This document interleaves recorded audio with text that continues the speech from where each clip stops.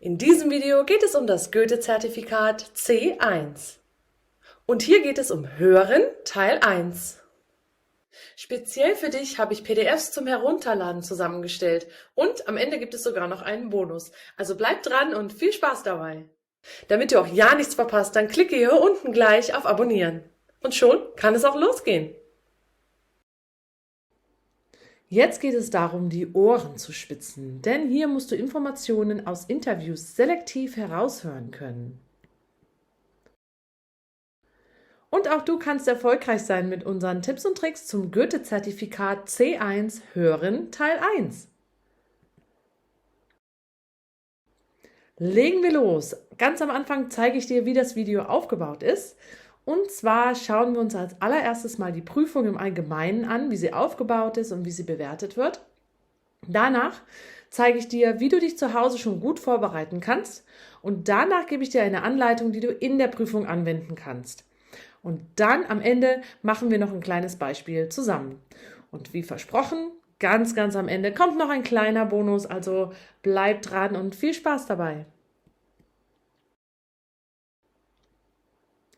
Wir legen los und schauen uns erstmal allgemein die Prüfung an zum Goethe-Zertifikat C1 Hören Teil 1.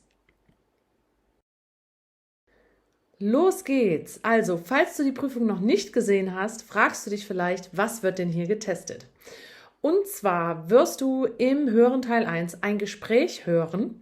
Das ist ein bisschen längeres Gespräch, also das Skript hat circa 1000 Wörter.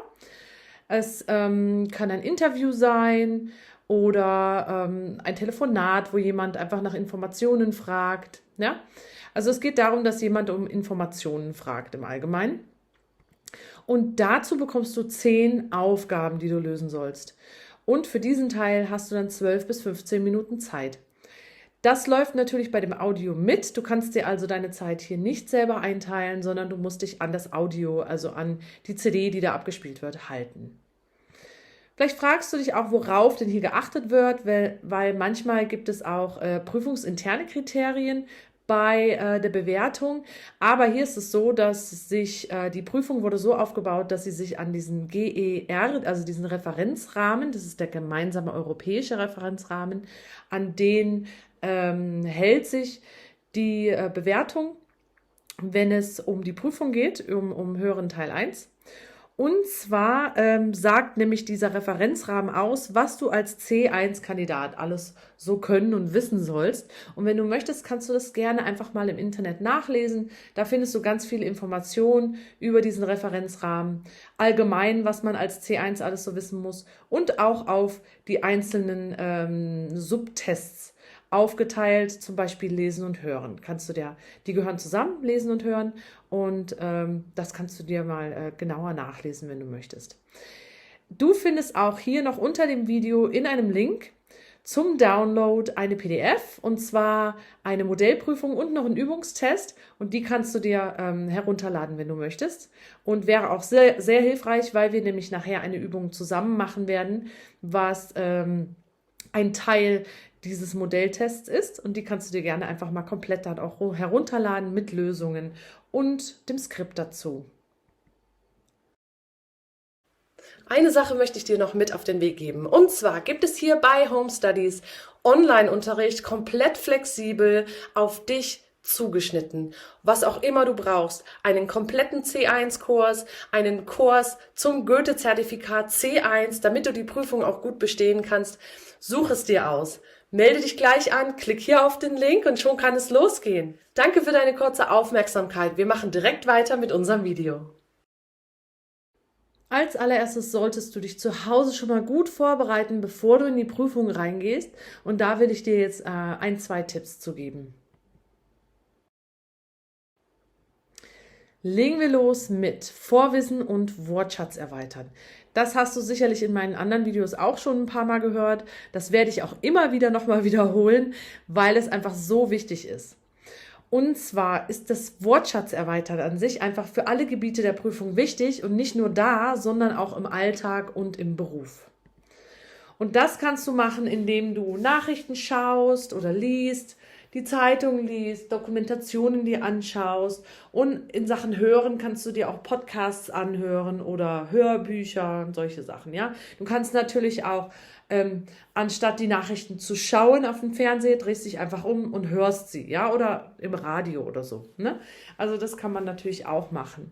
Und wenn du das dann machst, solltest du gucken, dass du aktuelle Themen findest und auch Themen, die vielleicht schwierig sind oder vielleicht für dich auch uninteressant sind. Weil gerade diese Themen, da hat man dann oft, also bei so Themen, die man einfach, wo man sich nicht so gut auskennt, da ist es oft so, dass einem das Vorwissen einfach fehlt und deswegen hat man dann auch halt nicht so einen großen Wortschatz in diesem Bereich. Und gerade in dem Bereich solltest du halt ein bisschen üben, auch wenn es vielleicht ein bisschen langweilig für dich ist. Aber das wird dir auf jeden Fall in der Prüfung weiterhelfen und auch einfach in deinem Alltag.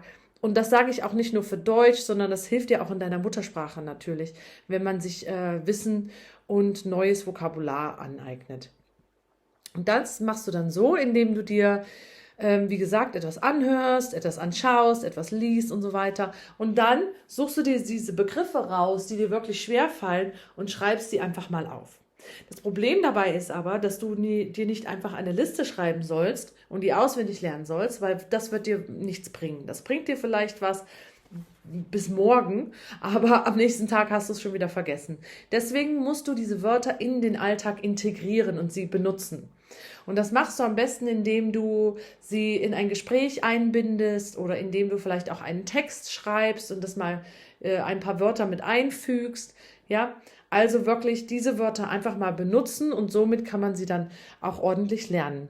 Und das Gute hierbei ist noch, wenn du deinen Wortschatz erweiterst, dadurch hast du auch gleichzeitig dir neues Vorwissen angeeignet. Also Vorwissen heißt, du hast Wissen zu einem bestimmten Thema, was vielleicht in der Prüfung drankommt und dann hast du schon so ein Grundwissen, was dir dann hilft, deine Argumentation darauf aufzubauen oder du verstehst das Thema einfach viel besser als jemand, der darüber keine Ahnung hat.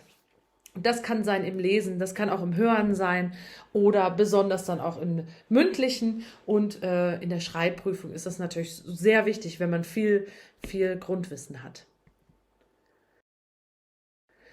Als nächsten Tipp möchte ich dir mitgeben, Interviews hören. Versuch doch einfach mal, dir ein paar Interviews herauszusuchen und diese mal einfach anzuhören und das ein bisschen zu üben. Ja?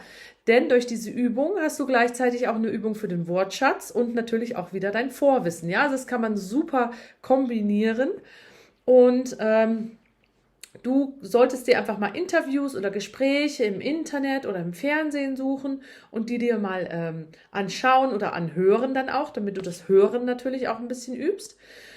Und da kannst du zwei verschiedene Sachen üben. Einmal das detaillierte Hören und das selektive Hören. Das detaillierte Hören üben heißt, du hörst einfach zu, so gut du kannst, und notierst dir ein paar Informationen. Ja? Such dir da am besten Interviews raus, die auch ein Skript haben oder Interviews, die du noch einmal hören kannst. Weil es ist ja eine Übung für dich. Du sollst ja dann auch gucken, ob du das überhaupt richtig gehört hast. Und wenn da Wörter vorkommen, die du nicht kennst, musst du vielleicht nochmal zurückspulen oder im Skript nachlesen. Ne? Und dann gibt es noch das selektive Hören, was du jetzt hier im Hören Teil 1 zum Beispiel brauchst. Und da musst du dann selektiv nach speziellen Informationen suchen. Ja, selektiv heißt suchen eigentlich, herausfiltern, heraussuchen. Und du hörst dir also irgendwas an, einen Text, ein Interview, ein Gespräch oder so und suchst nach speziellen Informationen in dem Gehörten. Als gutes Beispiel für eine Übung möchte ich dir das hier mit auf den Weg geben. Und zwar kannst du zum Beispiel Talkshows oder Talkrunden dir mal anschauen oder anhören am besten, ja. Und die gibt es nämlich in Deutschland in so Fernsehsendungen. Da gibt es Talkrunden und so weiter. Die suchst du dir aber mal im Internet, jetzt nicht auf dem Fernsehen, weil du da oft nicht zurückspulen kannst oder keine Untertitel hast. Deswegen geh mal ins Internet und such dir diese Sender. Es gibt ja WDR, NDR, die haben oft solche Talkrunden, Talkshows. Und die haben dann einen Media Player im Internet und da kann man sich dann das mit Untertiteln anschauen, beziehungsweise man kann halt zurückspulen und sich das einfach nochmal anhören. Ja, das ist wichtig, weil du sollst ja neue Wörter lernen, du sollst das Hören üben und so weiter. Du musst auf jeden Fall die Möglichkeit haben, entweder das Ganze dir mal durchzulesen, beziehungsweise halt dir es nochmal anzuhören, ja. Und das Gute ist bei solchen Sendungen, da wird am Anfang nämlich auch eine Übersicht von den Themen gegeben, die halt gerade da behandelt werden in dieser Talkrunde, sowie wer an dieser Talkrunde dann auch beteiligt ist, wer da spricht und worüber die sprechen werden. Ja? Und der Vorteil auch dabei ist, dass oft aktuelle schwierige Themen behandelt werden.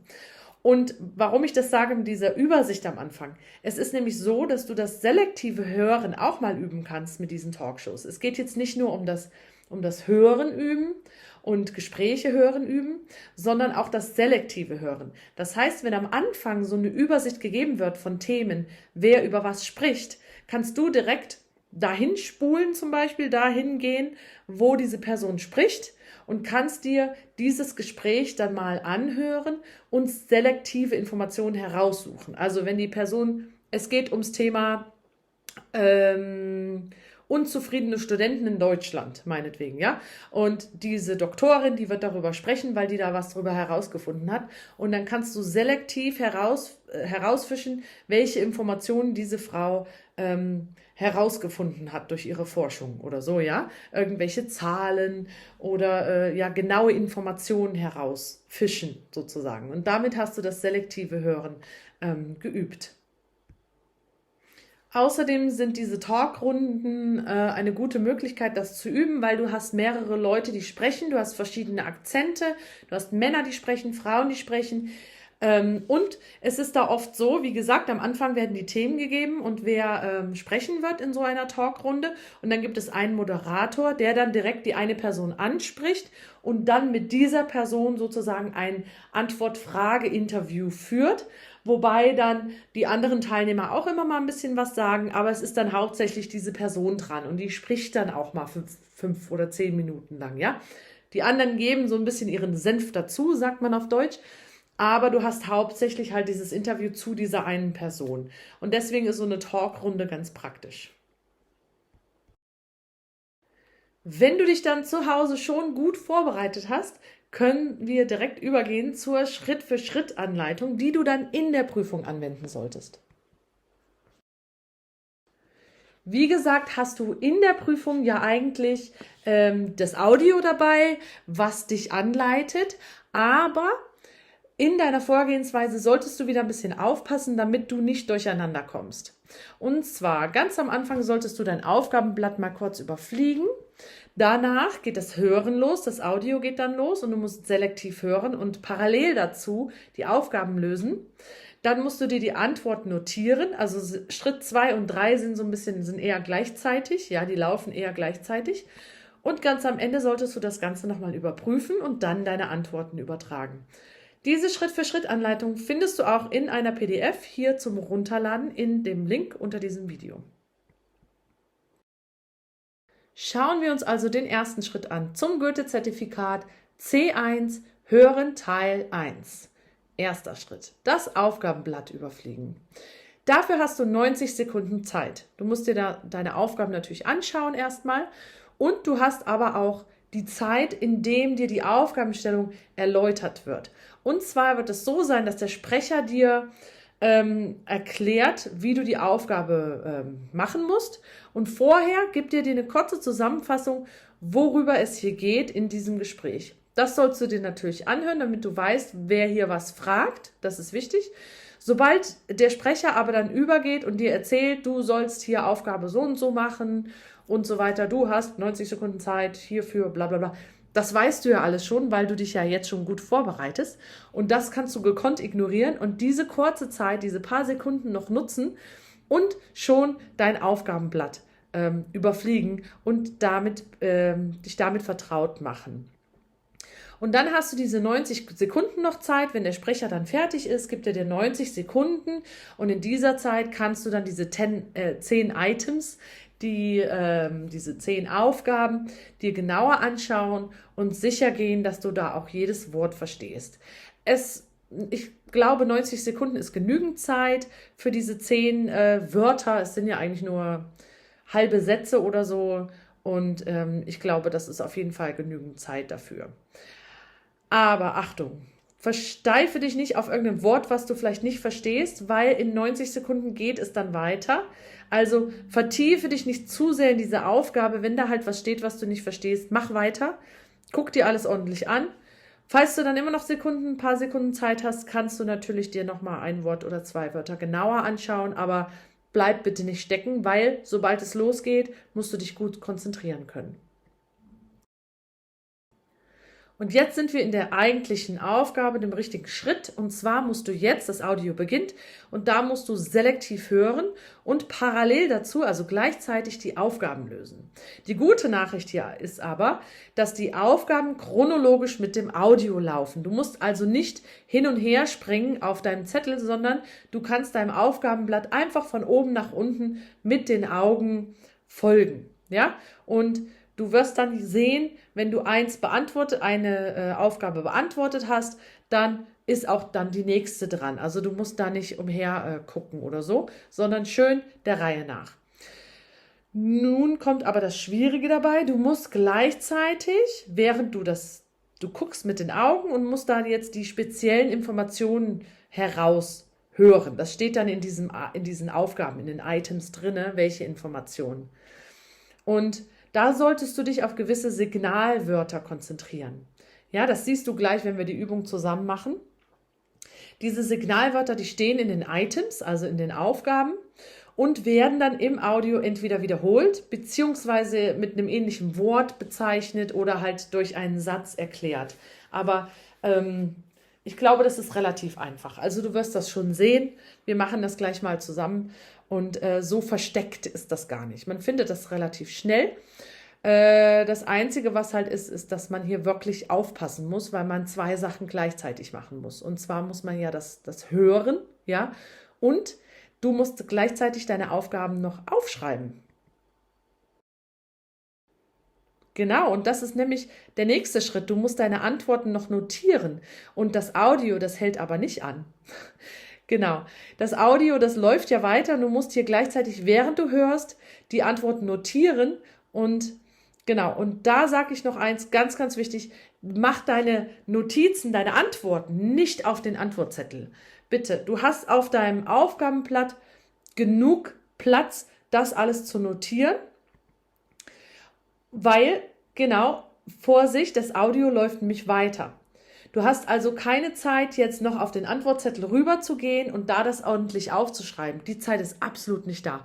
Deswegen kannst du zum Beispiel auch ein bisschen schmieren auf deinem Aufgabenblatt. Ja? Stell nur sicher, dass du es nachher dann noch lesen kannst. Also, schreibe nicht auf den Antwortzettel, bleib nur bei deinem Aufgabenblatt. Der Antwortzettel, das Antwortformular da, das ist jetzt gerade überhaupt nicht wichtig, weil das Audio läuft konstant weiter. Das heißt, du musst jetzt, während du hörst, Notizen machen, gleichzeitig. Du musst die Antwort notieren und dich gleichzeitig schon auf die nächste Frage konzentrieren.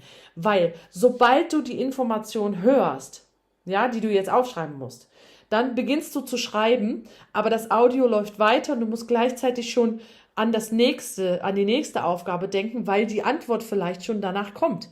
Deswegen sollte deine Antwort so kurz und präzise wie möglich sein. Schreibe ja keine Sätze oder sowas. Einzelne Zahlen oder Wörter reichen. Das kannst du vielleicht dann später noch ein bisschen ausformulieren. Aber jetzt ist dafür absolut keine Zeit. Du darfst nämlich auf keinen Fall stecken bleiben, sonst verpasst du das nächste, also die nächste Aufgabe die nächste Antwort dann. Und das Problem ist, dass es kann wirklich sein, dass eine Antwort nach der anderen kommt. Also musst du wirklich dich gut konzentrieren. So, wenn du das dann geschafft hast und das Audio ist vorbei, also für den Teil 1, das wird dir dann gesagt, du hast jetzt noch ein bisschen Zeit, ja, dann solltest du das Ganze nochmal überprüfen. Also du hast ganz kurz Zeit dafür nochmal und dann guckst du, ob da auch alles am richtigen Platz ist, ob du alles beantwortet hast. Ansonsten musst du dir jetzt irgendwie was noch ausdenken, was dir vielleicht noch einfällt, weil du kannst das Audio nicht nochmal hören. Das ist nur einmal. Und dann hast du vielleicht jetzt noch die Möglichkeit, wenn du noch Zeit hast, deine Antworten etwas zu verfeinern, wenn nötig. Jetzt ist die Zeit dafür, weil deine Antworten sollen natürlich einen Sinn ergeben und auch grammatikalisch richtig sein. Und die Antworten, die du dann überträgst, das machst du, habe ich eben schon gesagt, am Ende der Hörprüfung, also nach Teil 2, nicht nach Teil 1. Jetzt geht es dann auch im Audio, das läuft ja weiter. Das läuft dann weiter in Teil 2, da kommt dann die zweite Aufgabe. Und deswegen hast du jetzt absolut keine Zeit dafür. Du hast nach der Hörprüfung, nach beiden Teilen, hast du 5 Minuten Zeit, deine Aufgaben ordentlich, leserlich, grammatikalisch richtig und so weiter auf diesen Antwortbogen zu übertragen. Und 5 Minuten ist echt ein Haufen Zeit dafür. Also, stress dich deswegen nicht. Vergiss den Antwortbogen jetzt, den brauchst du jetzt überhaupt nicht. Nur, was jetzt wichtig ist, wenn du noch ein paar Sekunden Zeit hast, schau dir deine Antwort nochmal an. Falls du da irgendwelche Abkürzungen gemacht hast, schreib die jetzt am besten aus, wenn du noch Zeit hast, weil es kann gut sein, dass du nach der kompletten Hörprüfung, wenn du dann die Antworten auf das Antwortblatt überträgst, dass du dann nicht mehr weißt, was da diese Abkürzung oder so heißen sollte, ja? Deswegen musst du das jetzt wirklich noch machen, weil du das nachher wahrscheinlich vergisst. Du hörst ja dann noch einen Text und dann kannst du schnell durcheinander kommen. Jetzt hast du die Schritt-für-Schritt-Anleitung gesehen und jetzt machen wir noch ein kleines Beispiel zusammen und dann hast du es eigentlich auch schon geschafft. Legen wir los. Ganz am Anfang solltest du ja das Aufgabenblatt überfliegen. Wie du siehst, hier ist das Aufgabenblatt, so sieht das aus. Also es ist relativ simpel, es steht nicht viel Information da. 90 Sekunden das zu überfliegen und dir diese halben Sätze dadurch zu lesen, ist, glaube ich, genügend Zeit. Und das kannst du eigentlich ohne Probleme schaffen. Wir gucken uns das mal etwas näher an. Genau, so sieht es also aus. Wie du siehst, hier hast du deine 10 Items, ja, diese Aufgaben sozusagen. Und da siehst du, manchmal steht da auch einfach nur ein Wort wie Seminardauer. Ganz oben siehst du die Aufgabe erklärt, dann noch ein Beispiel. Das kannst du alles in der Prüfung dann einfach ignorieren, brauchst du dir gar nicht angucken. Hier siehst du jetzt auch die restlichen Items. Und wie du siehst, also es ist relativ simpel gehalten und 90 Sekunden ist eigentlich genügend Zeit, dir das anzuschauen.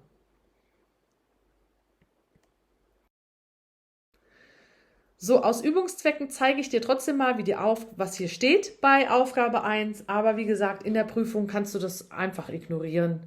Das brauchst du dir auf keinen Fall durchlesen. Das brauchst du nicht. Also, Aufgabe 1, Dauer 15 Minuten, das ist ja gegeben, ne? Das läuft ja mit dem Audio mit. Notieren Sie Stichworte. Übertragen Sie Ihre Lösungen am Ende des Prüfungsteils Hören auf den Antwortbogen. Sie hören den Text einmal. Genau, das wissen wir ja eigentlich schon alles. So sieht dann auch so ein Beispiel aus. Also siehst du, manchmal reicht auch einfach nur eine Zahl hinzuschreiben. Manchmal kann man auch ein bisschen mehr hinschreiben. Genau. Und das Beispiel, die Antworten dafür findest du dann auch im Hörtext. Das heißt, wenn das Audio beginnt, hörst du diese Beispiele dann auch im Text.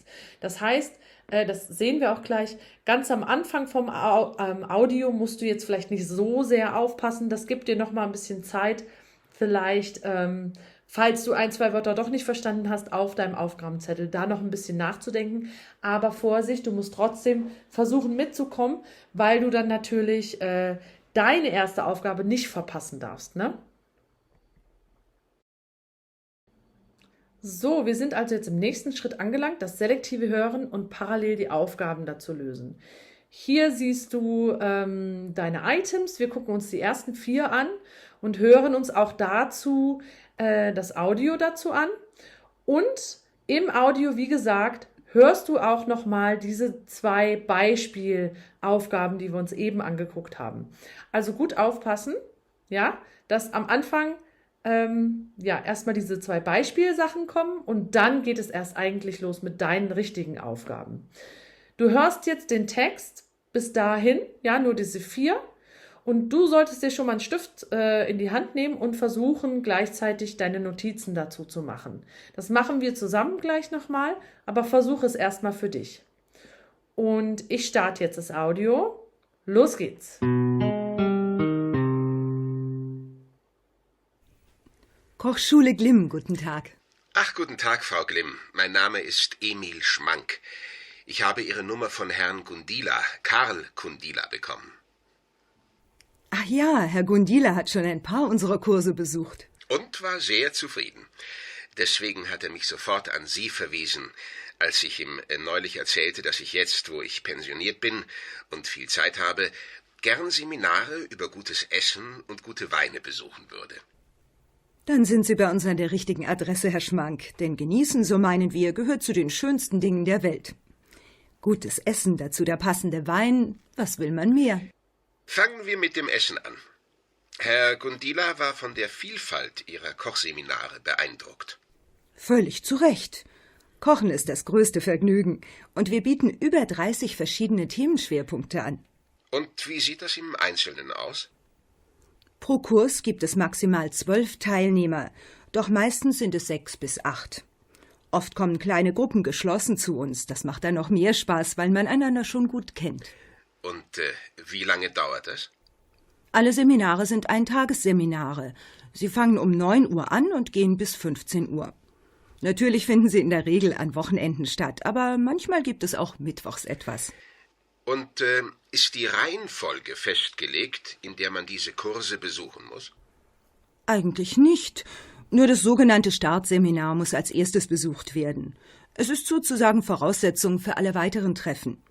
Wir kochen ein 4-gängiges Menü, sprechen über die Qualität der Lebensmittel, die Einkaufsquellen und das richtige Werkzeug in der Küche. Verstehe. Und sonst?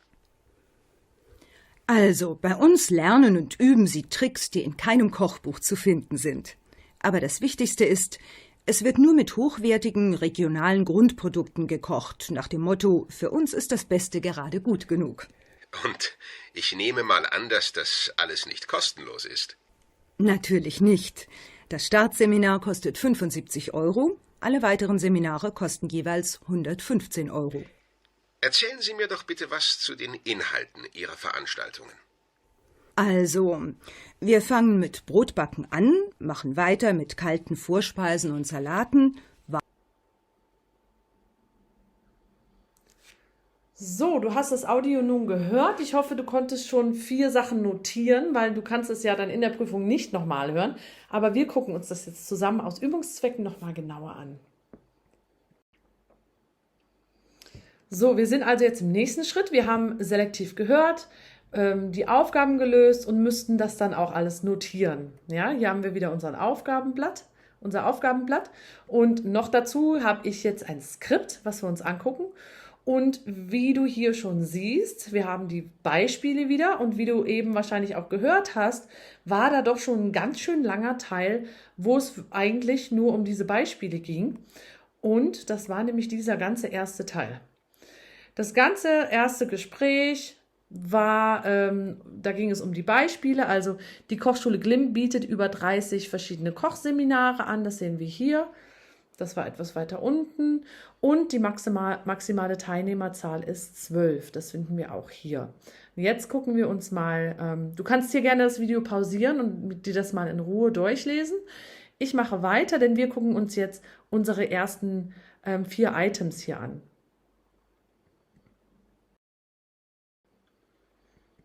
So, hier ist also unser Aufgabenblatt. Hier ist der Rest von dem Gespräch bis zum Item Nummer 4. Und da gucken wir jetzt mal nach diesen Signalwörtern zum Beispiel. Und zwar haben wir gleich als erstes Seminardauer. Wie lange dauert das? Ist gleich die erste Frage. Und da haben wir schon unser Signalwort dauern. Und die Antwort ist, alle Seminare sind Eintagesseminare. Sie fangen um 9 Uhr an und gehen bis 15 Uhr. Natürlich finden Sie in der Regel an bla bla bla bla. Ja, das interessiert uns ja nicht. Wir wissen also, ein Tag, 9 bis 15 Uhr. Und das kannst du da hinschreiben. Entweder schreibst du 9 bis 15 Uhr hin oder schreibst das einen Tag noch dazu, wenn du das möchtest. Das wäre jetzt so die Information, die hier passen würde. Gucken wir weiter. Wir müssen dann, während wir weiterhören, müssen wir jetzt gucken, alle Kurse beginnen mit einem. Und das müssen wir jetzt vervollständigen. Hören wir weiter. Emil Schmank sagt, ist die Reihenfolge festgelegt, in der man diese Kurse besuchen muss? Okay, das Reihenfolge müsste jetzt auch so ein Signalwort für uns sein, weil wir ja hier darüber sprechen sollen, mit was die Kurse beginnen. Ja, also es ist so ein bisschen, hat was mit dieser Reihenfolge zu tun. Was kommt als erstes, was kommt danach? Ja, also Reihenfolge sollte das Signalwort sein. Und die Antwort ist dann eigentlich nicht. Nur das sogenannte Startseminar muss als erstes besucht werden. Es ist sozusagen Voraussetzung für alle weiteren Treffen. Da haben wir unsere Antwort, das Startseminar. Und das schreiben wir uns hier hin. Dann geht das Gespräch weiter, bla bla bla bla bla. Dann kommt Emil Schmank und er sagt, verstehe. Und sonst? Jetzt sagt Julia Glimm, also bei uns lernen und üben Sie Tricks. Gleichzeitig, während das Gespräch weitergeht, gucken wir hier drüben, gekocht wird nur mit. Also mit was kochen Sie? Ja, wir gucken wieder nach Signalwörtern. Also bei uns lernen und üben Sie Tricks, die in keinem Kochbuch zu finden sind. Aber das Wichtigste ist es wird nur mit, hier jetzt Signal, ja, es wird nur mit ist unser Signal. Gekocht kommt halt hinten erst. Aber müssen wir jetzt drauf achten, gut zuhören, hochwertigen, regionalen Grundprodukten gekocht. Und das ist unsere Antwort. Das ist natürlich eine super lange Antwort. Ob wir die jetzt so schnell aufschreiben können, ist die Frage. Deswegen kannst du die zum Beispiel abkürzen oder nur Grundprodukte hinschreiben. Am besten wäre es natürlich, wenn du auch mehrere Informationen dann dastehen hast. Und ich habe das jetzt hier abgekürzt, ja, ich habe das jetzt einfach mal so aufgeschrieben. Was du aber beachten musst, ist nachher, wenn du die Aufgabe dann, deine Antwort übernimmst, dann schreibst du das natürlich nicht so, sondern du musst deinen Satz ja fertigstellen. Zum Beispiel, gekocht wird nur mit Grundprodukte. Das ist keine richtige Antwort, das ist falsch. Gekocht wird nur mit Grundprodukten. Also die Antwort muss natürlich grammatikalisch auch richtig sein. Du musst sie also dann auch deinem Satz hier anpassen, ja? Da wirklich aufpassen. Und wenn du irgendwas abkürzt oder so, musst du es dann noch ausschreiben können. Wenn dir nachher dieses nicht mehr einfällt, das Wort hochwertig, dann lässt du es weg und schreibst einfach nur, gekocht wird nur mit regionalen Grundprodukten, ja? Ich habe mir jetzt hier nur als Stichpunkt Grundprodukte hingeschrieben, das muss ich dann aber noch grammatikalisch anpassen, ja? Obwohl hier im Text wird es ja auch richtig geschrieben, mit Grundprodukten, ne? Dativ. So, weiter geht's. Es wird weiter gesprochen und da kommt schon unser nächstes. Es geht nämlich jetzt um den Preis für Folgeseminare. Und da ist auch ein Signalwort, auch das kostenlos. Das habe ich jetzt leider hier gar nicht markiert. Ich sehe gerade, das ist aber auch ein Signalwort für uns, weil kostenlos ist natürlich das Gegenteil von preislich, dass etwas kostet. Also das ist auch ein Signal. Und das Signal auch noch für das Folgeseminar ist alle weiteren Seminare. Das ist auch noch ein Signalwort. Und da ist unsere Antwort 115 Euro und das schreiben wir dann auch einfach so hin. Genau, also das sind die ersten 4 Items, die wir jetzt beantwortet haben. Den Rest kannst du dir in der PDF, lad dir die hier runter, da findest du die restlichen Items plus das Skript plus die Antworten dazu. Und jetzt im nächsten Step, im nächsten Schritt müssten wir dann unsere 5 Items, unsere 5 Antworten überprüfen und die dann halt auf unseren Antwortbogen dann auch übertragen, ganz am Ende von der Prüfung. Und wie versprochen gibt es jetzt am Ende noch den kleinen Bonus und zwar findest du diese Auflösung zu den Aufgaben, also zu den restlichen Items, auch im Blog, wie gesagt, das kannst du dir herunterladen. Aber geh doch nicht einfach drauf los und guck dir die Antworten an, sondern lad dir die PDF natürlich runter, versuch diese Aufgaben mal selbstständig zu lösen und schreib sie hier unten in die Kommentare rein. Denn die ersten 5, die hier mitmachen und in die Kommentare ihre Aufgaben, ihre Lösungen schreiben, die bekommen eine persönliche Korrektur von mir. Und unter all den Teilnehmern verlosen wir sogar noch 3 Online-Lektionen. Also es lohnt sich. Mach mit und viel Spaß!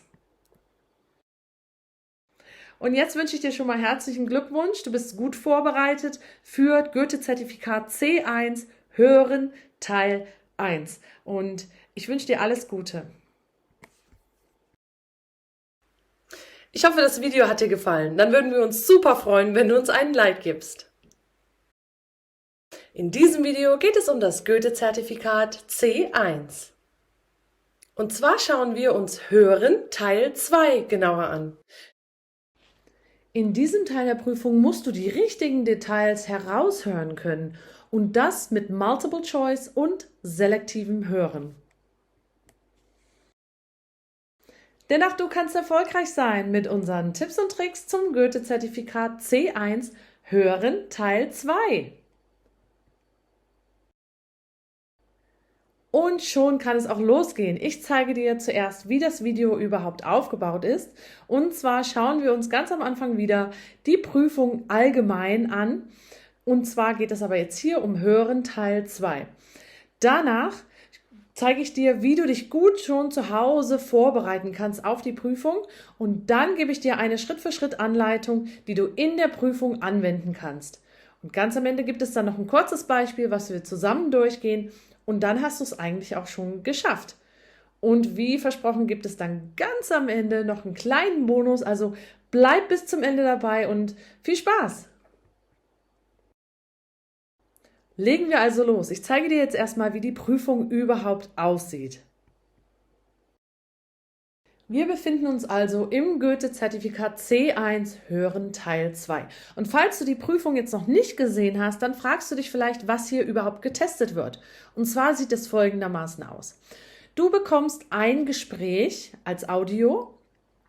Das ist ein etwas längeres Gespräch. Das kann ein Interview sein oder ein Gespräch zwischen 2 oder 3 Leuten. Und dazu bekommst du 10 Aufgaben im Multiple-Choice-Format. Also A, B, C, ein dreigliedriges Multiple-Choice. Und das sieht jetzt so aus, dass du da entweder eine Frage hast und die Antworten dazu oder einen Satzanfang und A, B, C ist dann halt das Satzende dementsprechend. Und das Ganze kannst du aber dann, Gott sei Dank, zweimal hören. Das ist natürlich super. Gerade bei Multiple Choice ist das sehr schwierig und da hilft es wirklich, wenn man das zweimal hören kann. Und dafür hast du dann insgesamt 25 Minuten Zeit. Vielleicht fragst du dich auch, worauf hier überhaupt geachtet wird, also bei der Bewertung. Und zwar gibt es ja manchmal auch prüfungsinterne Kriterien und so, aber in der Hörprüfung ist es wirklich so, dass diese Prüfung sich auf den GER, den gemeinsamen europäischen Referenzrahmen, stützt. Und diesen Referenzrahmen kannst du dir gerne mal im Internet durchlesen. Den gibt es einmal allgemein, was man als C1-Kandidat alles so wissen und können muss. Und das wird dann nochmal unterteilt und da kannst du auch nochmal direkt detailliert in Sachen Hören lesen, was du da alles so können musst im C1, auf C1-Niveau. Und wenn du hier unter diesem Video guckst, da gibt es so einen Link. Und in diesem Link, wenn du da draufklickst, kannst du dir eine PDF herunterladen, wo du eine Modellprüfung und noch einen Übungstest findest zu Hören Teil 2. Eine Sache möchte ich dir noch mit auf den Weg geben. Und zwar gibt es hier bei Home Studies Online-Unterricht komplett flexibel auf dich zugeschnitten. Was auch immer du brauchst. Einen kompletten C1-Kurs, einen Kurs zum Goethe-Zertifikat C1, damit du die Prüfung auch gut bestehen kannst. Such es dir aus. Melde dich gleich an, klick hier auf den Link und schon kann es losgehen. Danke für deine kurze Aufmerksamkeit. Wir machen direkt weiter mit unserem Video. Damit es dir nicht so ergeht wie dem Prüfling, der hier seinen Bleistift durcheinander gebrochen hat, weil er total frustriert ist mit dem Multiple Choice, solltest du dich gut vorbereiten. Und ich gebe dir jetzt ein paar Tipps dafür. Also, als erstes, das hörst du bei mir jedes Mal, in jedem Video kommt immer wieder das Gleiche, aber es ist wirklich einfach so wichtig. Es ist Wortschatz erweitern. Wortschatz erweitern geht Hand in Hand mit Vorwissen erweitern. Vorwissen ist immer wichtig, ob das jetzt die mündliche Prüfung ist, die Sprachprüfung oder Hören oder Lesen, total egal. Es ist für alle Gebiete der Prüfung sehr, sehr wichtig und sollte sogar in der eigenen Muttersprache weiter geübt werden. Ja, man soll immer wieder neue Wörter lernen. Das lässt die Sprache aufleben und das bringt dir auch persönlich total viel. Also nicht nur für diese Prüfung, nicht nur um Deutsch zu lernen, sondern auch für deinen Alltag, für den Beruf, für dich selber einfach. ist es super, wenn man sich immer wieder neues Wissen aneignet. Und das geht wirklich Hand in Hand. Vorwissen und Wortschatz gehört einfach zusammen. Wenn du neue Wörter lernst, lernst du auch neues Wissen. Und das kannst du machen, indem du einfach mal die Nachrichten schaust, eine Zeitung liest, Dokumentationen anschaust, alles Mögliche. In Sachen Hören auch mal Podcasts oder Hörbücher. Es gibt ja so viele Möglichkeiten, wie du das ganz einfach auch in deinen Alltag integrieren kannst. Wenn du im Bus sitzt oder in der Bahn, kannst du dir einfach einen Podcast anhören oder so. Das gibt es auch ganz viel kostenlos im Internet. Und dann guck aber auch mal, außerdem auch für Hören ganz gut. Du kannst dir auch Nachrichten im Internet zum Beispiel, bei YouTube zum Beispiel oder auch bei verschiedenen Fernsehsendern, da gibt es ja auch so Media Player im Internet, die kannst du dir auch einfach mal anhören. Du musst ja nicht zugucken, ja. Gerade bei so Nachrichten und so kann man auch einfach nur mal hinhören und damit die Fähigkeit, dass du mit deinem Ohr dieses Gefühl für das Hören bekommst, das dann auch mal so ein bisschen üben. Und da solltest du wirklich, um dein Vorwissen und deinen Wortschatz zu erweitern, auf aktuelle Themen achten, in der Politik und so weiter. Und auch mal welche Themen suchen, die wirklich für dich schwierig sind und für dich auch einfach uninteressant sind, ja? Weil du nämlich in dem Gebiet wahrscheinlich dich nicht so gut ausdrücken kannst, wie in Gebieten, wo du einfach viel Ahnung hast. Und deswegen such dir doch mal solche Themen aus und dann achtest du auf Wörter, die dir einfach schwer fallen und die schreibst du dir dann auf. Das muss nicht unbedingt mit dem Thema was zu tun haben. Da kommen auch manchmal Verben vor, wo du sagst, oh Gott, so ganz habe ich das nicht verstanden und ich weiß auch gar nicht, wie man das anwendet, dieses Verb, ja. Das hat jetzt vielleicht mit dem Thema nichts zu tun, aber das schreibst du dir trotzdem mit auf. Und das solltest du dann in den Alltag integrieren. Das heißt, du sollst es benutzen. Schreib einen Text, schreib einen Brief, geh zu einer Freundin und sprich über irgendein Thema. Vielleicht hast du jemanden, der auch Deutsch lernt, dann könnt ihr das zusammen machen. Also es gibt sehr viele Möglichkeiten. Denn ich sage immer wieder, du kannst dir gerne eine Liste machen mit den Wörtern, aber du kannst sie auswendig lernen und morgen hast du es wieder vergessen oder weißt nicht, wie man das richtig anwendet. Deswegen in den Alltag integrieren und was ich eben auch gesagt habe, ein super Ding ist einfach, wenn man das ein bisschen übt, den Wortschatz zu erweitern und so weiter, weil du gleichzeitig dir auch Vorwissen aneignest, was natürlich super ist, auch für die Prüfung. Im nächsten Schritt sage ich dir Interviews hören. Das hört sich vielleicht ein bisschen komisch an, aber du solltest dir die Fähigkeit aneignen, dass du gut zuhören kannst. Das ist manchmal gar nicht so so einfach. Und zwar ist das jetzt auch wieder gleichzeitig eine Übung für den Wortschatz. Das geht alles in eins über, ja. Also wenn du jetzt hingehst und hörst dir ein Interview an und übst das ein bisschen, dann such dir doch gleich so ein Thema aus, was ein bisschen schwieriger ist. Du kannst anfangen mit leichten Themen, die dich interessieren zum Beispiel, und dann suchst du dir ein Thema, was vielleicht ein bisschen schwieriger ist. Gucke im Internet oder im Fernsehen. Wenn du im Fernsehen was findest, musst du ja nicht zuschauen. Dreh dich einfach um und höre mal, ja? Es ist nämlich gar nicht so einfach, wie man denkt. Und da kannst du jetzt 2 verschiedene Methoden üben. Einmal das detaillierte Hören und das selektive Hören. Das brauchst du eigentlich beides für diese Prüfung jetzt, für diesen Teil. Das detaillierte Hören, da sollst du einfach nur zuhören und dir einfach mal ein paar Infos notieren, ja? Es gibt auch noch das globale Hören, da geht es um die Hauptinformation. Wenn du das üben möchtest, kannst du das auch tun. Du suchst dir jetzt ein Interview aus und hörst erstmal ganz kurz zu und guckst, worum geht es hier im Allgemeinen, ja? Da reicht ein Satz, wie so eine Zusammenfassung. Das würde dann schon reichen. Nur, worum geht es? Dann hörst du es dir nochmal an und sagst, okay, jetzt höre ich detailliert zu und schreibe mir ein paar Informationen raus. Und beim nächsten Schritt gibt es dann das selektive Hören. Also fürs detaillierte Hören, such dir doch einfach mal ein Interview, am besten mit einem Skript oder was du einfach noch mal anhören kannst, denn du musst ja dann wissen, ob du auch richtig gelegen hast, ob du es richtig verstanden hast. Deswegen müsstest du dann entweder im Skript nachgucken können oder das Ganze einfach nochmal hören können. Ja, deswegen, wenn du einfach nur Fernsehen schaust, wird das vielleicht schwierig. Geh am besten ins Internet und such dir da irgend so einen Media Player oder so. Und dann in dem selektiven Hören kannst du nach speziellen Informationen suchen in diesem Text, was du da gehört hast. Ja, zum Beispiel geht es um ein bestimmtes Thema und da wurden ein paar Zahlen oder sowas genannt, ein paar Prozente oder sowas. Und dann kannst du sagen, okay, da will ich jetzt direkt richtig konzentriert zuhören und mir diese eine Information herausfiltern. Das wäre dann das selektive Hören.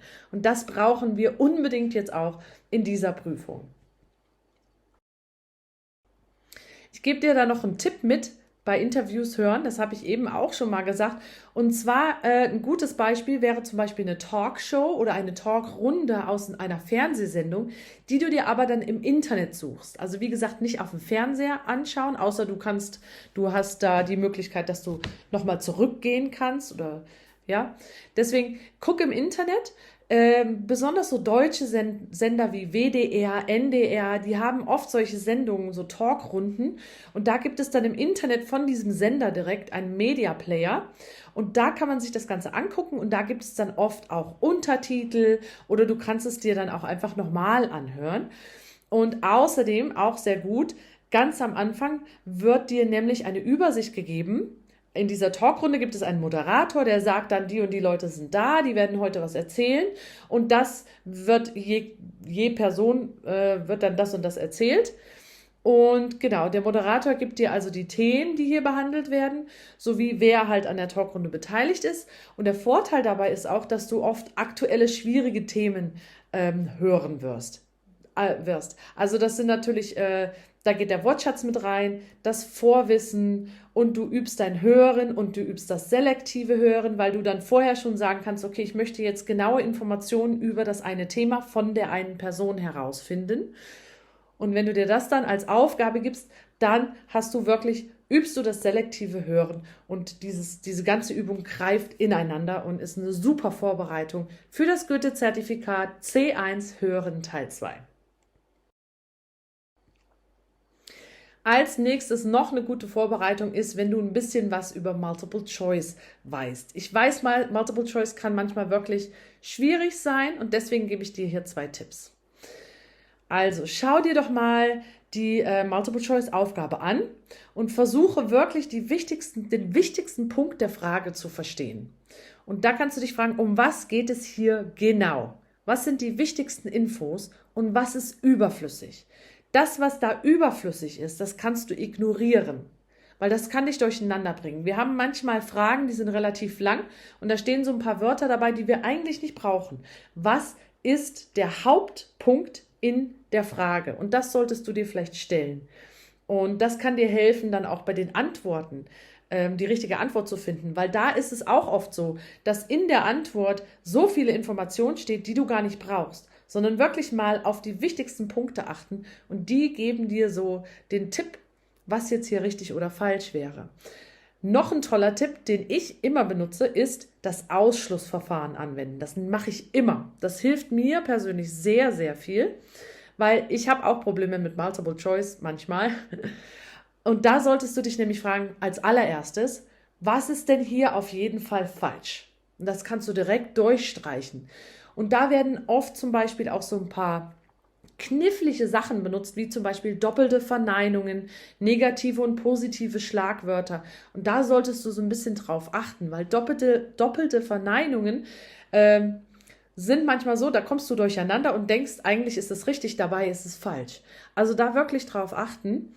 Und wenn du dann herausgefunden hast, was jetzt hier auf jeden Fall falsch ist, dann solltest du dich auf die übrigen Antworten konzentrieren. Wenn du Glück hast, hast du bei A, B, C 2 schon durchstreichen können. Obwohl du gar nicht die richtige Antwort so wirklich wusstest, weißt du aber jetzt, okay, die eine übrige, die muss ja dann wohl richtig sein. So, du hast dich jetzt so ein bisschen vorbereitet und jetzt gebe ich dir noch eine Anleitung mit, die du in der Prüfung direkt benutzen kannst. Und zwar ist es eine Schritt-für-Schritt-Anleitung. Du sollst natürlich dem Audio folgen. Du kannst jetzt nicht deinen eigenen Weg gehen hier. Du musst natürlich zuhören, dem Audio folgen. Aber während du zuhörst, kannst du dieser Anleitung folgen. Und zwar kannst du als allererstes die Aufgabe lesen und Schlüsselwörter unterstreichen. Dann kannst du vielleicht deswegen das Ausrufezeichen dahinter, das zeige ich dir gleich, die Multiple-Choice-Antworten noch überfliegen. Und dann geht es los. Das erste Hören, dabei solltest du auch die ersten Antworten lösen. Dann das zweite Hören und da solltest du dann wirklich alles lösen, weil du kannst nur zweimal hören.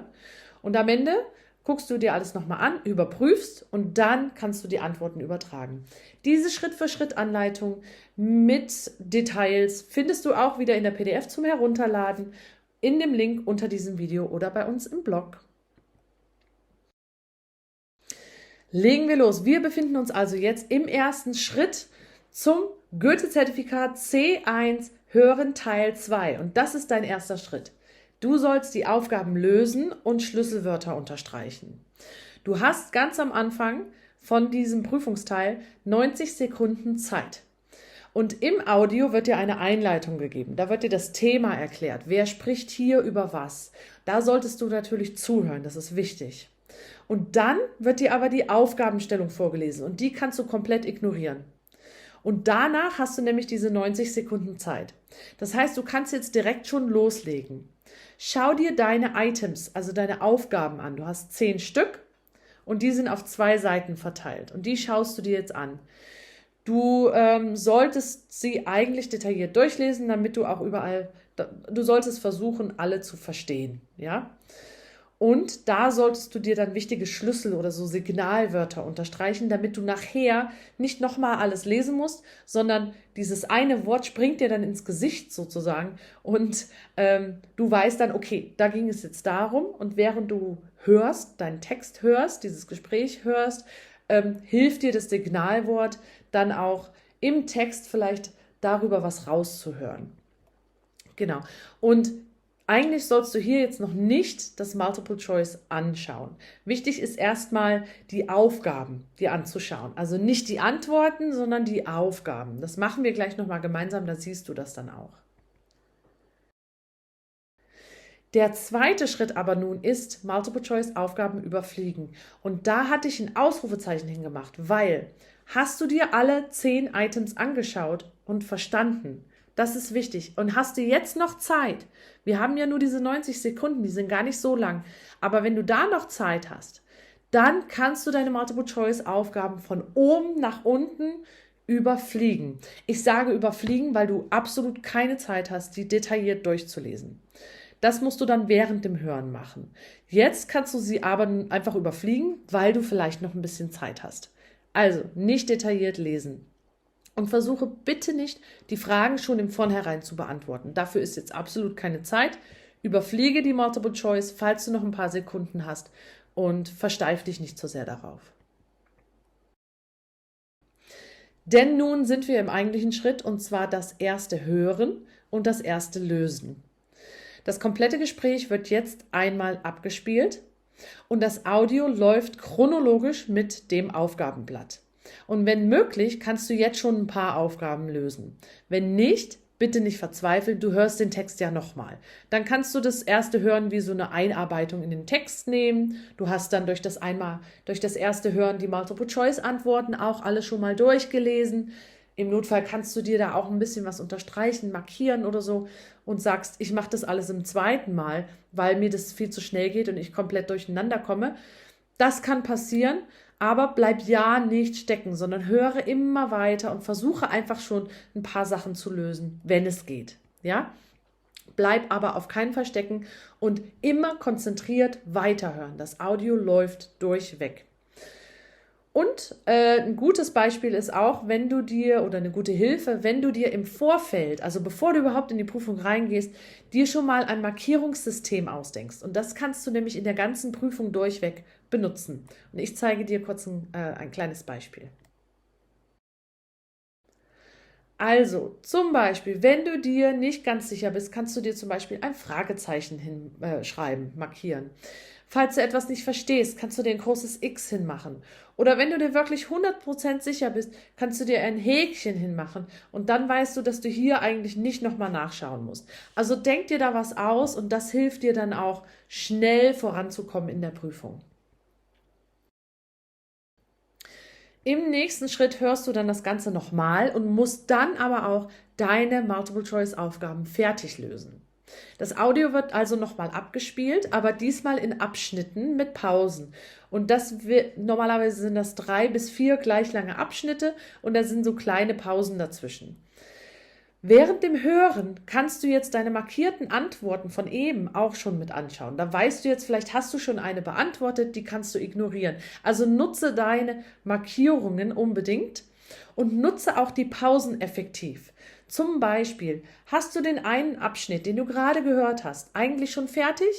Dann ignoriere den jetzt und schau dir vielleicht die nächsten Aufgaben schon an, weil du da vielleicht ein paar Probleme hattest mit dem Verständnis. Die kannst du schon mal durchlesen. Oder andersherum. Also wirklich gucke, dass du die Pause effektiv nutzt. Und hast du nämlich Probleme gehabt beim ersten Mal hören, dann verstehst du es jetzt vielleicht besser, weil du den Text ja schon einmal durchgehört hast. Und deswegen sollst du hier wirklich jede Sekunde effektiv nutzen und ja nicht stecken bleiben. Wenn wir dann fertig sind, ja, das Audio ist jetzt fertig, dann hast du am Ende noch ein bisschen Zeit und kannst das Ganze prüfen. Genau, nach dem Audio ist also noch mal ein bisschen Zeit. Du kannst noch überprüfen, ob du jetzt alles beantwortet hast. Ist alles am richtigen Platz? Ist alles beantwortet? Super.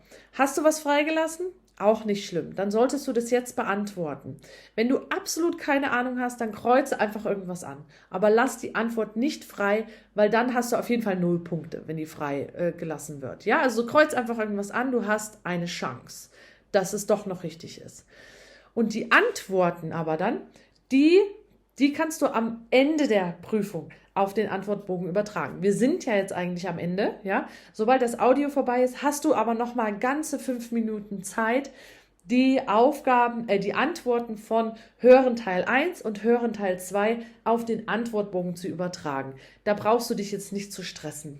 5 Minuten ist da ein Haufen Zeit, würde ich sagen. So, jetzt bist du an der Reihe. Wir machen noch ein kurzes Beispiel gemeinsam und dann hast du es eigentlich auch schon geschafft. Legen wir los. Oben in der Ecke siehst du unsere Schritte, ja? Und als allererstes zeige ich dir aber mal, wie das Blatt überhaupt aufgebaut ist. Das ist dein Aufgabenblatt. Da gibt es noch eine zweite Seite mit den restlichen Multiple-Choice-Aufgaben, aber das sieht dann auch genauso aus. Also relativ simpel. Du siehst, was du machen musst. Man muss nicht viel erklären. Ich zeige dir trotzdem mal die Aufgabe. Es steht da, also 25 Minuten. Aufgabe 2. Wir sind also im Goethe-Zertifikat C1 Hören Teil 2. Ja, Aufgabe 2. Kreuzen Sie die richtige Antwort A, B oder C an und übertragen Sie am Ende die Lösungen auf den Antwortbogen. Sie hören den Text zweimal. Genau, das weißt du ja schon, ja? Genau, und wenn das dann im Audio erklärt wird, kannst du das einfach überspringen. Das Beispiel kannst du kurz überfliegen, weil das gibt dir auch noch mal ein bisschen Information. Das Beispiel findest du nachher dann in dem Audio auch noch mal, ja? Hier geht es also um diesen Paul Maar und der ist der Vater des bei den Kindern bekannten Sams. Genau, und das ist jetzt ein Beispiel. Wie gesagt, dieses Beispiel ist in dem Audio auch noch mal vorhanden. Das heißt, das kommt dann ganz am Anfang. Und dann geht es auch mit den richtigen Aufgaben los. So, wir sind also jetzt in unserem ersten Schritt und zwar sollen wir hier die Aufgaben lesen und Schlüsselwörter dazu finden. Das sollte recht rasch gehen. Wir lesen das mal gemeinsam. Du kannst hier das Video pausieren und selber erstmal lesen. Wir machen nur die ersten 3 Aufgaben. Den Rest findest du in der PDF. Die kannst du herunterladen. Da hast du alle Aufgaben mit Lösung und Skript.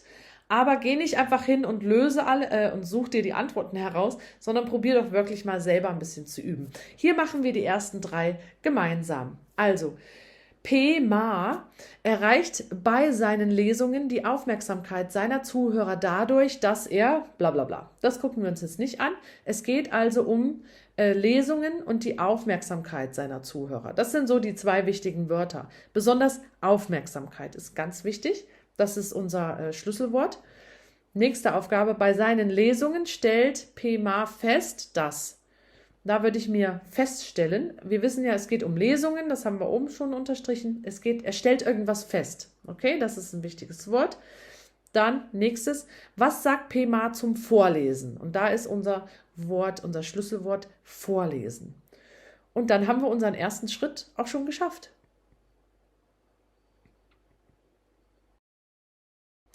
Jetzt sind wir im nächsten Schritt. Wenn du also noch Zeit hast, kannst du dir die Multiple-Choice-Antworten, kannst du sie überfliegen. Du sollst sie nicht detailliert durchlesen, sondern einfach mal überfliegen, wenn du das möchtest, und kannst jetzt gucken, welche Wörter du vielleicht nicht verstehst. Ich werde sie jetzt nicht überfliegen, weil wir noch ein bisschen detaillierter gleich uns das sowieso durchlesen, aber du kannst hier gerne kurz pausieren und sie einfach mal schnell, sehr rasch durchlesen und einfach gucken, wo ein Wort ist, was du vielleicht nicht ganz verstehst. So, jetzt sind wir in unserem eigentlichen wichtigen Schritt gelandet, denn jetzt müssen wir uns das Audio anhören und die ersten Antworten lösen. Wir machen das jetzt so, dass ich dir das Audio abspiele und du schon einmal überlegst, welche Antworten denn für dich richtig wären. Und danach gucken wir uns dann antworttechnisch das nochmal gemeinsam an. Aber als allererstes starte ich jetzt das Audio. Nimm dir einen Zettel in die Hand, einen Stift und los geht's.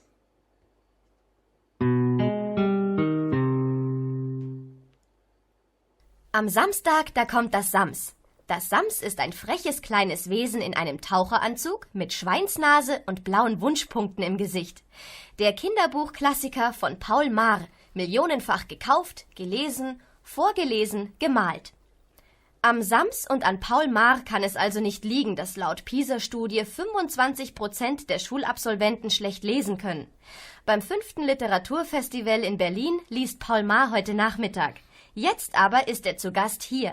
Ich freue mich ganz besonders. Guten Morgen. Guten Morgen. Herr Maar, ist das so eine klassische Autorenlesung heute Nachmittag? Sie an einem Tisch mit einem Glas Wasser, vor einem Mikrofon und einer ganzen Menge aufmerksam hörender Zuschauer und Zuhörer? Es wird wahrscheinlich so in diese Richtung gehen. Das Einzige, was mich vielleicht von einem anderen Schriftsteller unterscheidet, ist die Tatsache, dass da auf der Bühne ein Flipchart steht. Ich habe gehört, es werden etwa 400 Kinder im Saal sitzen. Und um die Aufmerksamkeit nach vorn zu holen, da genügt es oft, eine kleine Skizze zu machen, und die Kinder staunen manchmal mit offenem Mund. Tatsächlich, so schnell kann der zeichnen? Oder so toll? Und dann gucken sie. Und dann schauen sie schon nach vorn. Und dann kann man anfangen vorzulesen. Es ist einfacher, als wenn ich sage: Hallo, ich bin Paul Maar, jetzt lese ich euch etwas vor. Sie haben also Zuhörer und Zuschauer. Das sind aber ja nicht immer gleich begeisterte Leser. Einer Untersuchung zufolge sagt 1/3 der deutschen Schüler, Lesen sei Zeitverschwendung. Was macht das Lesen so unattraktiv für Kinder Ihrer Meinung nach? Also, ich lerne natürlich immer nur die Kinder kennen, die gern lesen. Wenn ich nachmittags in die Stadtbibliothek komme, um vorzulesen, dann weiß ich, es sind die Kinder, die sowieso zweimal in der Woche sich Bücher ausleihen. Und die lerne ich kennen. Etwas anderes ist es, wenn ich in Klassen vorlese. Dann, wenn ich mich dann mit den Kindern unterhalte, dann stelle ich fest, also 2/3 der Kinder kennen meine Bücher oder lesen überhaupt. Es läuft meistens so, wenn ich sage, wer von euch liest, dann melden sich erstmal alle. Und wenn ich dann aber nachfrage, was hast du denn gelesen? Und dann stellt sich schon heraus, naja, eigentlich gar nichts. Ja, oder ein Comicheft habe ich angeschaut zuletzt. Ich stelle nur fest, dass dieses Vorlesen in der Klasse manchmal so ein richtiges Aha-Erlebnis ist für einige Kinder. So ein Anstoß, der fehlt in vielen Familien. Eine andere Studie der Stiftung Lesen, die sagt aus, dass nur noch in jeder 3. Familie vorgelesen wird. Ist also eigentlich keine Hoffnung in Sicht für Kinder, denen nicht vorgelesen wird? Naja, es ist schon schwierig. Also ich finde, dass Vorlesen ungeheuer wichtig ist. Man soll selbst schon 2- oder 3-jährigen Kindern winzige Geschichten erzählen, am besten frei erzählen, damit man nicht immer in das Buch blicken muss. Wenn man keine erfinden kann, dann könnte man ja vielleicht eine einfache Geschichte vorher erst lesen, als Erwachsener, als Großvater, als Eltern, als Tante und sie dann frei erzählen. Also Geschichten erzählen ist insofern sehr wichtig, meine ich. Das ist meine Überzeugung.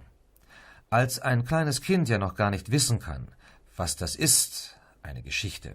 Also. So, wir haben also jetzt das erste Audio gehört zum ersten Mal und sollen jetzt schon mal nach den ersten Antworten suchen. Das sollten wir eigentlich machen, während wir hören. Ich hoffe, du hast dir vielleicht einen Zettel und einen Stift genommen und hast das markiert auf dem Zettel.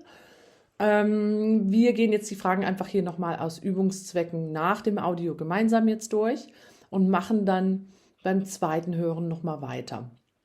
Das ist also jetzt unser erstes Lösen. Also, erste Aufgabe, die Nummer 11.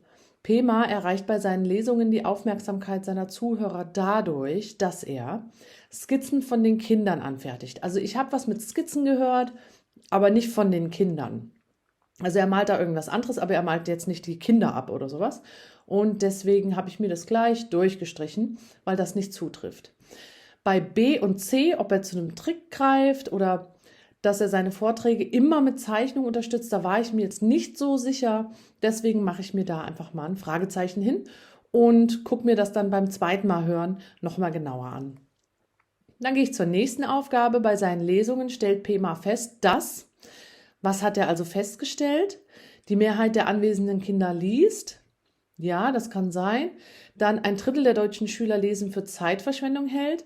Da habe ich gemerkt, dass die Moderatorin, also die Frau, die ihn interviewt, die hat das gesagt, aber nicht, dass er das feststellt. Also das wäre dann in dem Sinne falsch. Ich habe es zwar gehört, aber das kam nicht von ihm, also streiche ich es gleich durch.